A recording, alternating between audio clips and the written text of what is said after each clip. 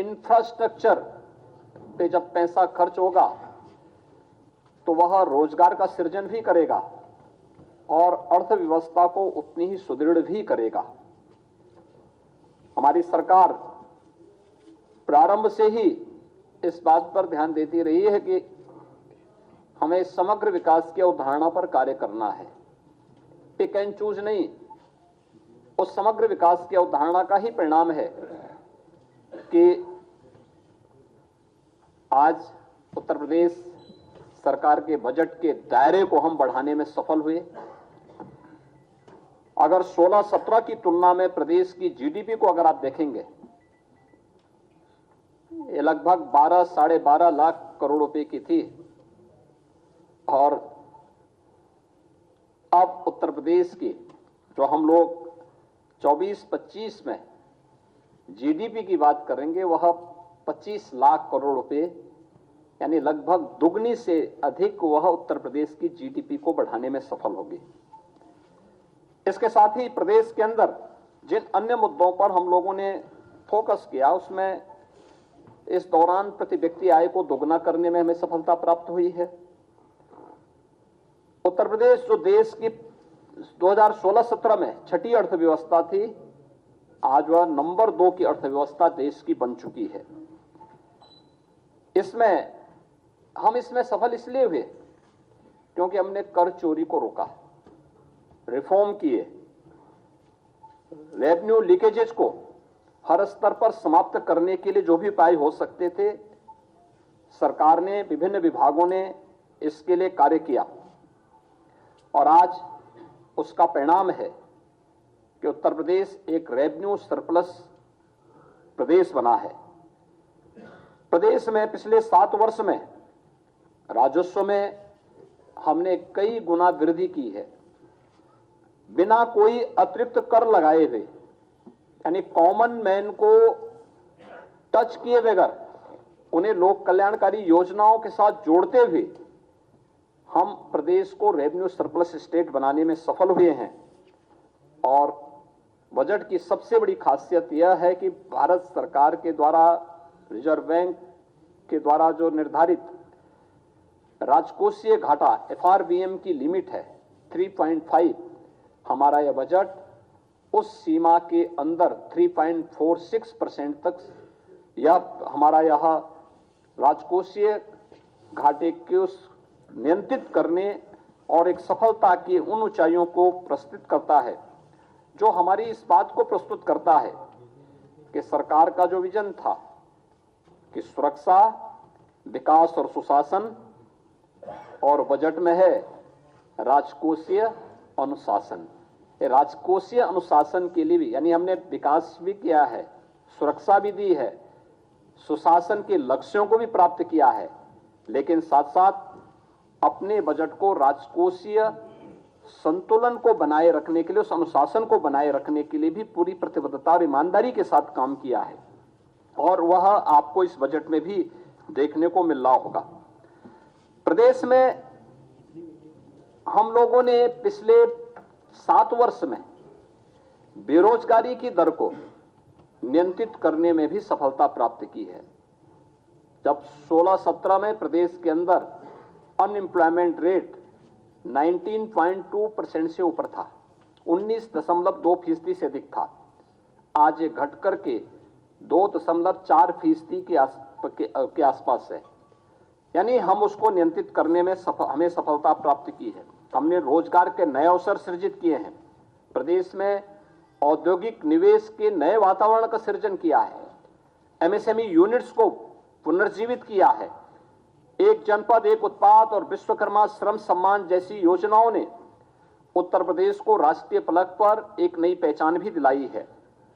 और उत्तर प्रदेश में जो बैंकों के साथ ऋण जमा अनुपात सीडी रेशो जो यूपी का था, जो 44% था, आज वह बढ़कर के 57% से अधिक हो चुका है। ये चीजें दिखाती हैं कि उत्तर प्रदेश इस दिशा में बेहतर कार्य कर रहा है। प्रदेश में गरीब कल्याण, महिला सशक्तिकरण, युवाओं के उज्जवल भविष्य और अन्नदाता किसानों की समृद्धि पर हम लोगों ने निरंतर फोकस किया है। ये सभी सेक्टर हैं जिन पर लगातार हम लोग कार्य कर रहे हैं और इस बजट में कुछ चीजें जो बहुत महत्वपूर्ण हैं उनमें से कि 24,863 करोड़ 57 लाख रुपए की नई परियोजनाएं भी हम आज इसके साथ जो इस बजट के साथ जोड़ रहे हैं। युवाओं के लिए मुख्यमंत्री युवा उद्यमी विकास अभियान एक नई योजना हम प्रारंभ करने जा रहे हैं। इसमें अपने प्रदेश के युवाओं को स्वरोजगार से जोड़ने के लिए, नए सूक्ष्म उद्यमों की स्थापना के लिए, ग्रामीण और शहरी क्षेत्र में रोजगार सृजित करने के उद्देश्य से एक नई पहल की जा रही है, जिसमें ब्याज मुक्त ऋण की सुविधा उन नए उद्यमियों को प्रदेश के अंदर सरकार उपलब्ध करवाएगी। ये सीमा हम 5 लाख रुपए तक की ब्याज यानी 5 लाख रुपए तक की पूंजी पर करने जा रहे हैं। उसमें ब्याज मुक्त ऋण हम उन्हें उपलब्ध करवाने की व्यवस्था करने जा रहे हैं। दूसरा, प्रदेश में रोजगार प्रोत्साहन कोष के गठन की कार्रवाई, जिसमें ट्रेनिंग, इंटर्नशिप और अप्रेंटिसशिप की स्कीम को वित्त पोषण की कार्रवाई के साथ हम इसके साथ जोड़ेंगे। राष्ट्रीय फैशन टेक्नोलॉजी संस्थान की स्थापना यह वाराणसी में करने और 2 मेगा राजकीय ITI की स्थापना और 69 ITI के उन्नयन का प्रस्ताव भी हम लोगों ने इसके साथ जोड़ा है। Sports science and injury centre की स्थापना की कार्रवाई भी प्रदेश में है। वरिष्ठ नागरिक कल्याण कोष की स्थापना और आंगनबाड़ी के उन्नयन की, जो लगभग 22,000 से अधिक आंगनबाड़ी हैं, आंगनबाड़ी केंद्र, मिनी आंगनबाड़ी केंद्र हैं, उनको मुख्य आंगनबाड़ी केंद्र के रूप में अपग्रेड करने की कार्रवाई को हमने आगे बढ़ाया है। प्रदेश में बुंदेलखंड औद्योगिक विकास प्राधिकरण के गठन की कार्रवाई को युद्ध स्तर पर आगे बढ़ाने के लिए भी प्रावधान किया गया है, जो लगभग 46 वर्ष के बाद प्रदेश के अंदर पहला ऐसा नया औद्योगिक शहर बनेगा, जो कानपुर और झांसी के बीच में हम लोगों ने प्रस्तावित किया है। फॉर्चून 500 कंपनियों के लिए FDI पॉलिसी के क्रियान्वयन हेतु भी हमने धनराशि की व्यवस्था की है। आगरा लखनऊ एक्सप्रेसवे को पूर्वांचल एक्सप्रेसवे के साथ जोड़ने के लिए लिंक एक्सप्रेसवे के निर्माण की कार्रवाई को भी हम लोग इस बजट में हम लोगों ने प्राथमिकता दी है। इनोवेशन एंड रिसर्च के लिए आर्टिफिशियल इंटेलिजेंस, मशीन लर्निंग और स्टेट ऑफ आर्ट टेक्नोलॉजी के प्रयोग को प्रोत्साहन देने के लिए भी हम लोगों ने यहां पर व्यवस्था दी, बजट में प्रावधान किया है। IIT कानपुर में medical research and technology centre की स्थापना, 500 बेडेड सुपर स्पेशलिटी हॉस्पिटल की स्थापना की कार्रवाई को भी इस बजट में हम लोगों ने प्रदेश की जो महत्वपूर्ण चीजें हैं, जिस पर जो हमारे पास पोटेंशियल है, वह स्पिरिचुअल टूरिज्म का बहुत बड़ा स्कोप हमारे पास है। अयोध्या है, काशी है, मथुरा वृंदावन है, नैमिषारण्य है, विंध्यवासिनी धाम है, देवपाटन है, बरेली में नाथ कॉरिडोर है। इनकी थीम पर आधारित अवस्थापना विकास की कार्रवाई, प्रयागराज कुंभ के लिए अभी से प्रावधान करके उन सभी कार्यों को समयबद्ध तरीके से आगे बढ़ाने के साथ साथ कुंभ संग्रहालय की स्थापना प्रयागराज में करने और विभिन्न विकास की योजनाओं के लिए भी अभी से बजट का प्रावधान प्रयागराज कुंभ के लिए हम लोगों ने किया है। निसारत गुय सांस्कृतिक केंद्र श्रृंगेरपुर के लिए, इसके अलावा आजमगढ़ में हरिहरपुर में संगीत महाविद्यालय की स्थापना और महर्षि वाल्मीकि सांस्कृतिक केंद्र चित्रकूट की स्थापना के लिए भी धनराशि की व्यवस्था की है। तो अयोध्या में अंतर्राष्ट्रीय रामायण एवं वैदिक शोध केंद्र की स्थापना के लिए भी बजट का प्रावधान इस बजट में किया गया है। कृषि हमारा एक प्राथमिक सेक्टर है यूपी जैसे राज्य में, जहां की एक बड़ी आबादी कृषि पर आधारित है। इसमें अन्नदाता किसानों के लिए हम लोगों ने मुख्यमंत्री खेत सुरक्षा योजना प्रस्तावित की है। प्रदेश में राज्य कृषि विकास योजना प्रस्तावित की गई है, इसके लिए भी धनराशि की व्यवस्था की गई है। प्रदेश के अंदर जो हमारे लगभग जो उस प्रदेश के अंदर निजी नलकूप हैं, उनसे जुड़े हुए किसानों को हम लोग बिजली उपलब्ध करवा सकें, इसके लिए निःशुल्क विद्युत आपूर्ति के लिए भी धनराशि का प्रावधान हमने बजट में किया हुआ है। और उत्तर प्रदेश की खेती को ग्लोबल वार्मिंग से भी उनकी पैदावार में प्रभाव न्यूनतम किया जा सके, इसके लिए automatic weather station, automatic rain gauge की स्थापना के लिए भी हर ग्राम पंचायत में स्थापित करने के लिए हम लोगों ने बजट का प्रावधान किया है, जो खेती किसानी के लिए, बागवानी के लिए, किसानों के लिए अत्यंत उपयोगी साबित होगा। वह भी हम इसके साथ करने जा रहे हैं। ऑर्गेनिक यानी जो natural and organic culture lab, tissue lab, agri tourism centre की स्थापना की कार्रवाई और मुख्यमंत्री लघु सिंचाई योजना के लिए भी हमने पर्याप्त धनराशि की व्यवस्था इस बजट में प्रदेश के अंदर प्रस्तुत की है। बजट मुख्य रूप से प्रधानमंत्री जी के उन संकल्पों को, जो प्रधानमंत्री जी का विजन है कि उत्तर प्रदेश देश की इकोनॉमी के ग्रोथ इंजन के रूप में अपनी भूमिका का निर्वहन करे, उत्तर प्रदेश का ये बजट उसका प्रतिनिधित्व करता है। $1 ट्रिलियन की इकोनॉमी उत्तर प्रदेश बन सके, जैसे कि मैंने आपको बताया कि पिछले 7 वर्ष में उत्तर प्रदेश की इकोनॉमी को हम दोगुना करने में सफल हुए, प्रति व्यक्ति आय को दोगुना करने में सफल हुए, और आज उत्तर प्रदेश देश की सबसे बड़ी तेजी के साथ उभरती हुई अर्थव्यवस्था में से एक है। तो स्वाभाविक रूप से यह बजट उन सभी भावनाओं का प्रतिनिधित्व करता है। प्रदेश में यह वर्ष हमारे लिए बहुत महत्वपूर्ण है। प्रदेश की स्थापना का, यानी प्रदेश के उत्तर प्रदेश नामकरण आने के बाद 1950 से लेकर के अब तक, जब 24 जनवरी 1950 को उत्तर प्रदेश का नोटिफिकेशन हुआ था, तो उसका ये अमृत काल है। अमृत काल में उत्तर प्रदेश के उन लक्ष्यों को प्राप्त करने के दिशा में यह बजट उत्तर प्रदेश की अर्थव्यवस्था को एक नई ऊंचाई प्रदान करने वाला होगा। $1 ट्रिलियन की इकोनॉमी को अचीव करने के प्रधानमंत्री जी के विजन को आगे बढ़ाने में मील का पत्थर साबित होगा। और बजट में ग्रीन बजट की अवधारणा को भी सार्थक करने की दिशा में बहुत महत्वपूर्ण कार्य किए गए हैं, जिसमें 17 महत्वपूर्ण विभागों को प्रदेश के अंदर अंतर्राष्ट्रीय मानकों के आधार पर ग्रीन टैगिंग की शुरुआत का भी शुभारंभ हुआ है। बजट अनुमानों में तमाम अन्य कार्यों के साथ साथ उत्तर प्रदेश को, यानी ग्रीन टैगिंग करने वाला उत्तर प्रदेश देश का संभवतः पहला राज्य होगा जो इस दिशा में अपने प्रयासों को आगे बढ़ा रहा है। प्रदेश के अंदर हमने पिछले 2 वित्तीय वर्षों में आम बजट की जो हमारी प्रस्तुति थी वह डिजिटल हो गई है।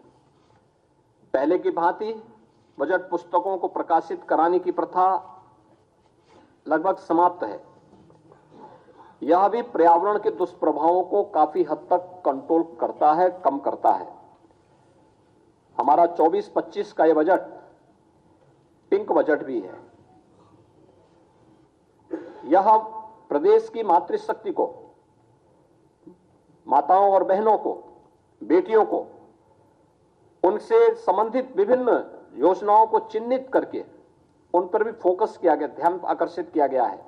महिलाओं की, बालिकाओं के कल्याण, उनके सशक्तिकरण, संतुलित और उनके सर्वांगीण विकास की, जैसे मुख्यमंत्री कन्या सुमंगला की योजना का धनराशि हम लोगों ने 15,000 से बढ़ा के 25,000 रुपये किए हैं। इस प्रकार की अनेक अन्य घोषणाएं भी प्रदेश में की गई हैं। तो यह प्रदेश का जो हमारा बजट है, यह प्रदेश के उन समग्र संकल्पनाओं को पूरा करने वाला है जो आदरणीय प्रधानमंत्री जी की मंशा थी और उनका जो संकल्प है, उन संकल्पों के अनुसार मेरा यह कहना है कि बजट लोक मंगल का बजट है, जन कल्याण का संकल्प है, उत्सव, उद्योग और उम्मीद, और यही है नए यूपी की यही तस्वीर। बजट के लिए मैं वित्त मंत्री श्री सुरेश खन्ना जी को, अपर मुख्य सचिव वित्त और उनकी पूरी टीम को लोक मंगल के लिए समर्पित इस संतुलित और समग्र विकास की अवधारणा पर आधारित बजट के लिए हृदय से बधाई देता हूं। उत्तर प्रदेश वासियों को भी इस बजट के लिए जो उनके समग्र और संतुलित विकास में और उत्तर प्रदेश को देश की एक बड़ी अर्थव्यवस्था के रूप में स्थापित करने में निर्णायक भूमिका का निर्वहन करेगा, इसके लिए हृदय से बधाई देते हुए अपनी शुभकामनाएं देता हूं। धन्यवाद। जय हिंद। झारखंड विधानसभा में बोले हेमंत सोरेन। पूर्व मुख्यमंत्री हेमंत सोरेन आज विधानसभा में मौजूद थे क्योंकि दिन अहम था फ्लोर टेस्ट का। उन्होंने कहा, मैं हवाई जहाज पर चढ़ा, मेरी हंसी उड़ाई गई। मैं BMW कार से चला तो भी मेरी हंसी उड़ाई गई। ये कानून में रहकर गैर कानूनी काम कर रहे हैं। आप करें तो वाह, हम करें तो गुनाह। इन तमाम बातों का जिक्र करते हुए आज हेमंत सोरेन ने अपनी बात रखी। उन्होंने कहा, राम राज आया, पहला कदम बिहार पर, राम राज आया, दूसरा कदम झारखंड पर। जो बुरी नजर डालेगा उसे मुंहतोड़ जवाब देंगे। ना पीछे हटे हैं, ना कभी पीठ दिखाई है। किस तरह से इन बातों का जिक्र किया अपने संबोधन में हेमंत सोरेन ने, सुनिए। सामाजिक व्यवस्था में भी यही कहानी है। एक बड़ी व्यवस्था छोटी व्यवस्था को खाने का हर बरकस प्रयास करती है। प्रभु राम का प्राण प्रतिष्ठा हुआ 22 जनवरी को। राम राज आ गया, पहला कदम बिहार पड़ा। बेचारा एक पिछड़ा वर्ग का व्यक्ति की क्या हद होगी आप जानते हैं। दूसरा कदम झारखंड पर पड़ा। एक आदिवासी मुख्यमंत्री को निकलने का प्रयास। क्योंकि इस आदिवासी मुख्यमंत्री के शरीर में हड्डियां कुछ अधिक है, इसलिए उस हड्डी को निकालने के लिए ईडी उसका डिसेक्शन करने में लगी हुई ताकि हम कैसे इसको निकल जाए। लेकिन इतना आसान नहीं। गलती से गले में फंस गया तो पूरा का पूरा आंतड़ी फाड़ के बाहर। इस वजह से संभल के खाने का कोशिश कीजिएगा। सामाजिक व्यवस्था में भी। रुपेश कुमार हमारे साथ जुड़े हुए हैं। हेमंत सोरेन आज सामने आए और ईडी की टीम लेकर आई हेमंत सोरेन को झारखंड विधानसभा में। रुपेश, साफ तौर पर उन्होंने निशाना साधा है बीजेपी पर राम राज्य को लेकर, और ये भी साथ में कहा कि अब बुरी नजर डालेंगे तो फिर हम मुंहतोड़ जवाब देने के लिए तैयार हैं। देखिए, हेमंत सोरेन ने अपने भाषण में आदिवासियों की भावनाओं को भी भड़काया और खुद को आदिवासी बता करके उनकी भावनाओं सहानुभूति लेने की कोशिश भी की। जिस तरीके से मुख्यमंत्री ने सदन में विश्वास मत पेश किया तो कहा कि हेमंत है तो हिम्मत है। अरे हिम्मत उस बात के लिए भी चाहिए, अगर ईडी कह रही है कि फाउंड गिल्टी, और किस मामले में, सेना की ज़मीन लेने के मामले में, तो सेना की ज़मीन को टच करने के लिए भी हिम्मत चाहिए। और उसके बाद जब पूर्व मुख्यमंत्री हेमंत सोरेन खड़े होते हैं बोलने के लिए सदन में, तो वो जताने की कोशिश करते हैं कि एक आदिवासी को परेशान किया जा रहा है। किसके इशारे पर? राजभवन के इशारे पर। अब राष्ट्रपति भवन की भी संलिप्तता होगी, संसद भवन की संलिप्तता होगी, यानी कि तमाम ये जो संस्थाएं हैं जो केंद्र सरकार के तहत काम करती हैं, उन सबको कटघरे में खड़ा किया और खुद को आदिवासी बताकर आदिवासियों की भावनाओं को भड़काने की कोशिश कि आदिवासी गले में हड्डी की तरह जब फंस जाएगा तो फाड़ भी देगा। कहीं ना कहीं ये आदिवासियों की भावनाएं और खुद को आदिवासी बताकर, दलितों, शोषितों, पीड़ितों का मसीहा बताकर, और मैं परेशान हो रहा हूँ। सबसे ज़्यादा जिस बात पर फोकस हेमंत सोरेन का था वो ये कि उन्हें ईडी के इशारे पर परेशान, केंद्र सरकार के इशारे पर ईडी के मार्फत परेशान किया जा रहा है। मैं राजनीति छोड़ दूंगा, झारखंड छोड़ दूंगा, वो तमाम तरह की बातें जिससे जो आदिवासी वोट बैंक है उनका, वो उनकी भावनाएं और उनकी सहानुभूति हेमंत सोरेन को मिल जाए, क्योंकि उनको पता है कि बहुमत तो मिल जाएगा, बहुमत तो कंफर्ट मेजॉरिटी है, लेकिन सबसे पहली जो कोशिश थी वो कोशिश यही थी कि हेमंत सोरेन किस तरीके से लोगों का विश्वास हासिल करें, और यही उन्होंने कोशिश की। हालांकि ईडी से, जैसा कि हेमंत सोरेन ने बताया कि ईडी ने उन्हें मीडिया से बात करने को और सदन में भी बात करने को शायद मनाही करी थी, लेकिन जब विधानसभा अध्यक्ष के कक्ष में बातचीत हुई उसके बाद से हेमंत सोरेन ने अपनी बात रखी है, और ये बहुत महत्वपूर्ण था।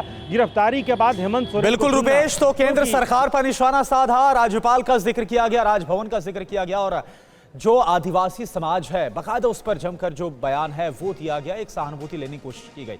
शुक्रिया आपका इस पूरी जानकारी के लिए। और देखिए, बात करते हैं बिहार की। नीतीश सरकार के फ्लोर टेस्ट के बाद बिहार मंत्रिमंडल का विस्तार होगा। ऐसे में सूबे के दोनों डिप्टी सीएम दिल्ली में बीजेपी नेताओं के साथ मंथन कर रहे हैं। आज उनकी प्रधानमंत्री मोदी से मुलाकात हुई। नीतीश सरकार में विभागों के बंटवारे के बाद सूबे के दोनों डिप्टी सीएम दिल्ली में हैं। सम्राट चौधरी और विजय सिन्हा की प्रधानमंत्री मोदी से जल्द मुलाकात होने वाली है। माना जा रहा है कि दोनों मंत्री यहां बिहार मंत्री परिषद के विस्तार को लेकर चर्चा करेंगे और संभावित मंत्रियों के नाम पर मंथन करेंगे। आगामी चुनाव को देखते हुए जातीय समीकरण और क्षेत्रीयता के आधार पर भी कई चेहरों को मौका दिया जा सकता है। डिप्टी सीएम सम्राट चौधरी ने बताया कि बिहार के विकास में पीएम का सहयोग पहले से मिलता रहा है। उनसे मुलाकात कर बिहार के लिए और सहयोग की मांग की जाएगी। इस बीच नीतीश सरकार के फ्लोर टेस्ट से पहले कांग्रेस विधायकों का हैदराबाद जाना सियासी हलचल मचा रहा है। कांग्रेस की मानसिकता वंशवादी जमींदारी प्रवृत्ति की है। वो विधायकों को बंधुआ मजदूर समझते हैं और बंधुआ मजदूर के रूप में उनके साथ व्यवहार करते हैं। विधायक जनता के विश्वास और जनादेश को लेकर के आता है। उनको सम्मान से रहने का और सम्मान से लोकतंत्र में भागीदारी करने का पूर्ण अधिकार है। इस अधिकार का हनन नहीं करना चाहिए। और वहीं आज प्रधानमंत्री मोदी से मिलने संसद भवन पहुंचे भारतीय अल्पसंख्यक दल में शामिल ऑल इंडियन इमाम ऑर्गेनाइजेशन के मुखिया अमर अहमद इलियासी ने कहा कि पैगाम मोहम्मद लेकर वो प्रधानमंत्री मोदी से मिलने आए हैं। हमारा देश मिलकर सब लोग एक साथ रहे, हमारे देश में मिलकर हमारे देश को विश्व गुरु बनाएं, हमारे देश में आपसी भाईचारा बने। ये ऐलान प्रधानमंत्री मोदी से मुलाकात करने के लिए संसद पहुंचे भारतीय अल्पसंख्यक दल का है, जो चाहता है कि देश में सभी धर्मों का सम्मान हो। पीएम से मिलने पहुंचे इस दल में देश में रहने वाले सभी धर्मों के धर्मगुरु और धार्मिक नेता शामिल हैं। इन सभी ने एक सुर में कहा कि वो पैगाम में मोहब्बत लेकर आए हैं। चलिए, हमारा आज का मिलना प्रधानमंत्री नरेंद्र मोदी जी से आज का पैगाम में मोहब्बत है। जहाँ तक पहुँचे आज हम ये बताना चाहते हैं, कितने लोग हम जातियों से हम हमारी सबकी जातियाँ अलग हो सकती हैं, हमारे इबादत करने के तरीके अलग। पैगाम में मोहब्बत है, पैगाम देश है। धर्म गुरुओं का कहना है कि देश में पिछले महीनों से बने हालात को लेकर चिंता है और प्रधानमंत्री से मिलकर वो इसे जाहिर करना चाहते हैं, क्योंकि भारत दुनिया में अकेला देश है जहां सभी धर्मों के लोग पूरे सम्मान के साथ रहते हैं। बड़ी खबर, भड़काऊ सलमान अजहरी की कोर्ट में पेशी। गुजरात पुलिस ने भड़काऊ मुफ्ती को कोर्ट में पेश किया। कल रात गुजरात पुलिस ने गिरफ्तार किया।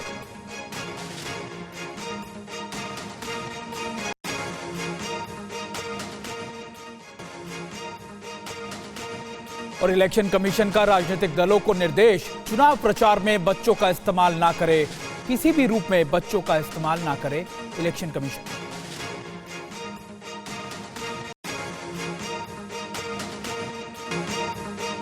ज्ञानवापी को लेकर राखी सिंह ने याचिका डाली। परिसर के सभी तहखानों की साइंटिफिक जांच की मांग की गई है, यानी सभी जगहों पर साइंटिफिक सर्वे कराया जाए। हिंदू पक्ष की राखी सिंह की जिला अदालत में याचिका, एएसआई से साइंटिफिक जांच कराने की मांग की गई।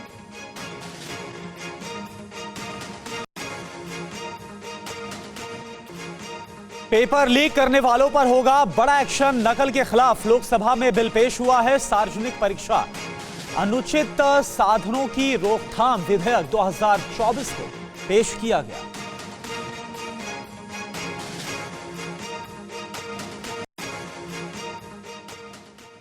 ज्ञानव्यापी को लेकर सुप्रीम कोर्ट में अहम सुनवाई हो रही है। खासतौर पे वजूखाना और सील एरिया के सर्वे की मांग की गई है। 2022 में सील कर दिया गया था ये वजूखाना और सुप्रीम कोर्ट ने सील करने का दिया था इसको आदेश।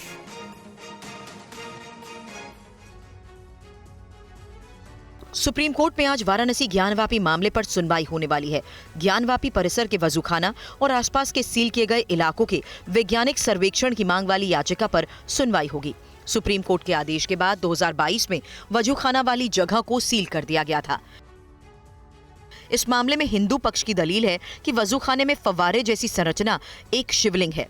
याचिका में कहा गया है कि सील एरिया के अंदर स्थित शिवलिंगम को कोई नुकसान पहुंचाए बिना शिवलिंगम की प्रकृति और संबंधित विशेषताओं का निर्धारण करने के लिए शिवलिंगम की आवश्यक जांच हो और इसके लिए एएसआई को निर्देश दिए जाएं। एएसआई को खुदाई और दूसरे वैज्ञानिक तरीकों का इस्तेमाल कर पूरे सील एरिया का सर्वेक्षण कर अदालत में रिपोर्ट देनी चाहिए। याचिका में यह भी कहा गया है कि शिवलिंगम के क्षेत्र को कृत्रिम दीवारें खड़ी करके घेर दिया गया है, जो मूल इमारत से असंबद्ध आधुनिक निर्माण है। इस क्षेत्र का मुस्लिमों के लिए कोई धार्मिक महत्व नहीं है, क्योंकि उनके मुताबिक वहां एक कथित फव्वारा है। और अहम खबर है, राम जन्मभूमि तीर्थ क्षेत्र के कोषाध्यक्ष स्वामी गोविंद देव गिरी का काशी और मथुरा को लेकर बड़ा बयान सामने आया है। उन्होंने क्या कहा है, इस रिपोर्ट में देखिए। हमारी तो हाथ जोड़ करके प्रार्थना है कि इन 3 मंदिरों को सौंप दिया जाना चाहिए, क्योंकि ये आक्रांताओं के हमारे ऊपर किए गए आक्रमणों के सबसे बड़े निशान हैं। ये है श्री राम जन्मभूमि तीर्थ क्षेत्र ट्रस्ट के कोषाध्यक्ष स्वामी गोविंद देव गिरी महाराज। इनका ये बयान काशी की ज्ञानवापी और कृष्ण जन्मभूमि मथुरा को लेकर है। उनके मुताबिक ये विदेशी आक्रामकताओं के हम पर किए गए हमलों के सबसे बड़े निशान हैं। 3 मंदिर मुक्त होने पर हम अन्य मंदिरों की ओर ध्यान देने की इच्छा भी नहीं करते हैं, क्योंकि हम लोगों को भविष्यकाल में जीना है, भूतकाल में नहीं जीना है। देश का भविष्य अच्छा होना चाहिए। आक्रांताओं के हमारे ऊपर किए गए आक्रमणों के सबसे बड़े निशान हैं और इसके कारण लोगों के अंतःकरण में, राष्ट्रीय समाज के अंतःकरण में बहुत वेदना है। और यदि इस वेदना को ये लोग शांति के साथ दूर कर देते हैं तो भाईचारा बढ़ने में और अधिक सहयोग मिलेगा। इसके अलावा उन्होंने कहा कि हम ये सुनिश्चित करेंगे कि किसी प्रकार से हालात ना बिगड़े और शांति बनी रहे।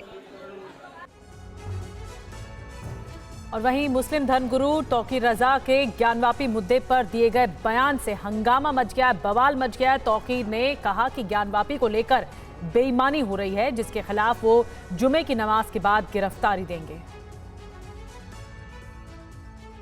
इत्तेहाद मिल्लत काउंसिल प्रमुख मौलाना तौकीर रजा ने कहा है कि ज्ञानव्यापी मुद्दे पर बेईमानी की जा रही है और अदालत सरकार के दबाव में काम कर रही है। ज्ञानव्यापी पे जिस किस्म की बेईमानी की जा रही है, मैं तकलीफ इसलिए महसूस नहीं कर रहा हूँ कि मेरी मस्जिद जबरदस्ती हथियाने की कोशिश की जा रही है, बल्कि मैं इसलिए ज्यादा बेचैन हूँ कि मेरा मुल्क का कानून पूरी दुनिया में बदनाम हो रहा है कि यहाँ न्याय के मंदिरों में अन्याय होता है।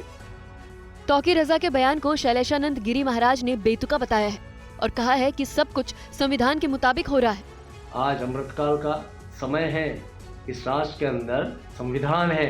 उस संविधान के खिलाफ कोई भी व्यक्ति इस प्रकार की कट्टरवादी बात करता है तो निश्चय ही उसके साथ में वैसा ही सलूक होगा जिसका कि वो पात्र है। रजा के बयान पर सूफी फाउंडेशन ने भी विरोध किया और कहा कि ऐसे बयानों पर रोक लगनी चाहिए।